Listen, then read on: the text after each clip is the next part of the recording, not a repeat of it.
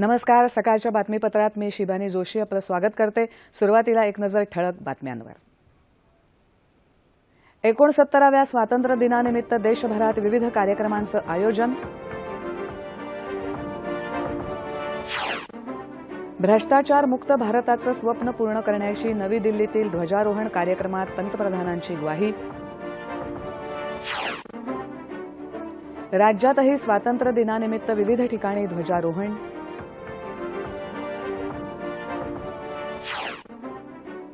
स्वातंत्र्य दिनानिमित्त 67 वीरांना शौर्य पुरस्कार जाहीर.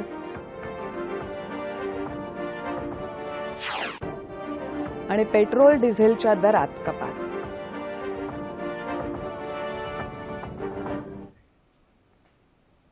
नमस्कार. आणि आता सविस्तर वृत्त आणि आपल्या सर्वांना स्वातंत्र्य दिनाच्या हार्दिक शुभेच्छा. 69व्या स्वातंत्र्य दिनानिमित्त सह्याद्री वाहिनीच्या सर्व प्रेक्षकांना हार्दिक शुभेच्छा. भ्रष्टाचारमुक्त भारताचं स्वप्न पूर्ण करण्यासाठी कटिबद्ध असल्याची ग्वाही पंतप्रधान नरेंद्र मोदी यांनी आज दिली. 69व्या स्वातंत्र्य दिनानिमित्त नवी दिल्लीत लाल किल्ल्यावरून केलेल्या भाषणात ते आज बोलत होते. स्वातंत्र्य सैनिकांच्या त्याग, तपस्या, बलिदानामुळेच देशाला स्वातंत्र्य मिळालं असं सांगून त्यांनी स्वातंत्र्य सैनिकांना अभिवादन केलं. भारतात विविधतेबरोबरच असलेली एकता हीच आपली ठेव आहे, राष्ट्राची शक्ती आहे असं ते म्हणाले. 125 कोटी लोकांच्या सहकार्यानं देश पुढे चाललाय. देशाच्या विकासात सर्वांचंच योगदान आहे असंही ते म्हणाले. कालबद्ध कार्यक्रमातून निश्चित कालावधीत योजना पूर्ण करणं हे सरकारचं उद्दिष्ट आहे असं मोदी यांनी स्पष्ट केलं. गरिबांचा विकास प्रत्येक योजनेचा केंद्रबिंदू असल्याचं ते म्हणाले. जनधन योजनेत 17 कोटी लोकांनी खातं उघडून उत्तम प्रतिसाद दिला. जनधन योजना नागरिकांपर्यंत पोहोचवून बँक कर्मचाऱ्यांनी हातभार लावला. याबाबत मोदी यांनी आज कौतुक केलं. प्रधानमंत्री विमा सुरक्षा योजनेला नागरिकांनी भरभरून प्रतिसाद देऊन 100 दिवसात 10 कोटी नागरिकांनी लाभ घेतल्याचं त्यांनी सांगितलं. देशाला लागलेली भ्रष्टाचाराची वाळवी नष्ट करण्यासाठी वेळोवेळी प्रयत्न करावे लागतील असंही ते म्हणाले. कोळसा लिलाव, स्पेक्ट्रम लिलाव करूनच विक्री केल्यामुळे सरकारी तिजोरीत भर पडली. आतापर्यंत ठेकेदारांनी देशाची लूट केली, मात्र लिलावामुळे त्याला आळा बसला असंही ते म्हणाले. स्वच्छता अभियानासाठीही लोकांना केलेल्या आवाहनाला उत्तम प्रतिसाद मिळाला. विशेष करून लहान मुलांमध्ये स्वच्छतेबाबत जागरूकता निर्माण झाली, हे महत्त्वाचं आहे असंही त्यांनी सांगितलं. महात्मा गांधींच्या 150व्या जयंतीला स्वच्छ भारताचं त्यांचं स्वप्न पूर्ण होईल अशी आशाही त्यांनी यावेळी व्यक्त केली. मुंबईसह राज्यातही सर्वत्र मोठ्या दिमाखात आणि उत्साहात 69वा स्वातंत्र्य दिन साजरा होतोय. मुंबईत दूरदर्शन केंद्राच्या प्रांगणातही आज केंद्राचे अतिरिक्त महासंचालक मुकेश शर्मा यांच्या हस्ते ध्वजारोहण झालं. यावेळी वृत्त विभागाचे संचालक सुदर्शन पंतोडे, दूरदर्शनचे वरिष्ठ अधिकारी आणि कर्मचारी उपस्थित होते. मुंबईत उच्च न्यायालय, मंत्रालय, विधान भवन, मध्य रेल्वे, पश्चिम रेल्वे, महानगरपालिका मुख्यालय, शाळा, महाविद्यालय या ठिकाणीही ध्वजारोहण करण्यात येतं. त्याचबरोबर अनेक जिल्ह्यातही ध्वजारोहणाचे कार्यक्रम होत आहेत.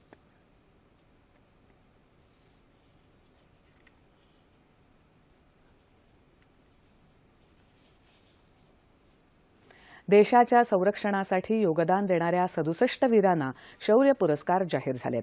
यामध्ये 2 कीर्तिचक्र, 10 शौर्य चक्र, 54 शौर्य पुरस्कारांचा समावेश आहे. जम्मू काश्मीरमध्ये दहशतवाद्यांशी मुकाबला करताना वीरमरण आलेल्या नायब सुभेदार राजेश कुमार यांना कीर्तिचक्रानं गौरवण्यात आलं आहे. मणिपूरमध्ये बंडखोरांशी सामना करताना शौर्य गाजवलेल्या लेफ्टनंट कर्नल नेक्टर सांजेनबाम यांनाही कीर्तिचक्रानं गौरवण्यात आलं आहे. क्रीडा क्षेत्रात सर्वोच्च मानल्या जाणाऱ्या खेलरत्न पुरस्कारांची काल नवी दिल्लीत घोषणा झाली.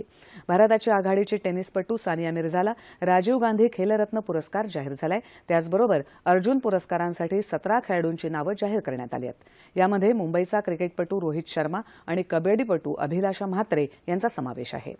नेमबाज जितू रॉय, हॉकीपटू PR श्रीजेश, जिम्नॅस्टिकपटू दीपा करमरकर, मुष्टियोद्धा मनदीप जंगरा यांचा यामध्ये समावेश आहे. 29 ऑगस्ट या राष्ट्रीय क्रीडा दिनाच्या दिवशी राष्ट्रपती प्रणव मुखर्जी यांच्या हस्ते या पुरस्कारांचं वितरण होणार आहे. 69व्या स्वातंत्र्य दिनाच्या पूर्वसंध्येला राष्ट्रपती प्रणव मुखर्जी यांनी काल राष्ट्राला संबोधित केलं. आपली अर्थव्यवस्था भविष्यातलं आशादायी चित्र दर्शवत आहे. थोड्या घसरणीनंतर 2014-15 मध्ये आपण 7.3% विकासदर पुन्हा गाठलाय. मात्र या विकासाचा लाभ श्रीमंतांना होण्यापूर्वी गरीबातल्या गरीबापर्यंत पोचायला हवा असं राष्ट्रपती म्हणाले. घटनेच्या मसुदा समितीचे अध्यक्ष डॉ. बाबासाहेब आंबेडकर यांनी नोव्हेंबर 1949 मध्ये संविधान सभेच्या समारोपाच्या व्याख्यानात केलेल्या वक्तव्याचं स्मरण करणं उचित ठरेल, असे ते म्हणाले. लोकशाहीच्या संस्था जर दडपणाखाली असतील तर जनतेनं आणि त्यांच्या राजकीय पक्षांनी गांभीर्यानं विचार करायची वेळ आली आहे, असंही राष्ट्रपती म्हणाले. आपली लोकशाही बहुलतावादी असल्यामुळे सर्जनशील आहे, मात्र सहिष्णुता आणि धैर्यानं ही विविधता जोपासली पाहिजे.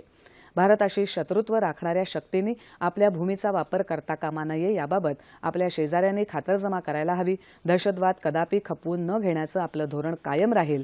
दहशतवाद हे राष्ट्राचं धोरण म्हणून वापरण्याचा कोणताही प्रयत्न आम्ही फेटाळून लावू, असंही राष्ट्रपतींनी आपल्या संदेशात काल म्हटलंय. आंतरराष्ट्रीय बाजारात कच्च्या तेलाचे भाव उतरल्यानं पेट्रोलच्या दरात ₹1.27 तर डिझेलच्या दरात ₹1.17 कपात झाली. मध्यरात्रीपासून हे दर लागू झाले असून या महिन्यातली ही दुसरी दर कपात आहे. आणि याबरोबरच हे बातमीपत्र संपलं. पुन्हा भेटूया दुपारी 2:30 वाजता सह्याद्री वाहिनीवर. नमस्कार.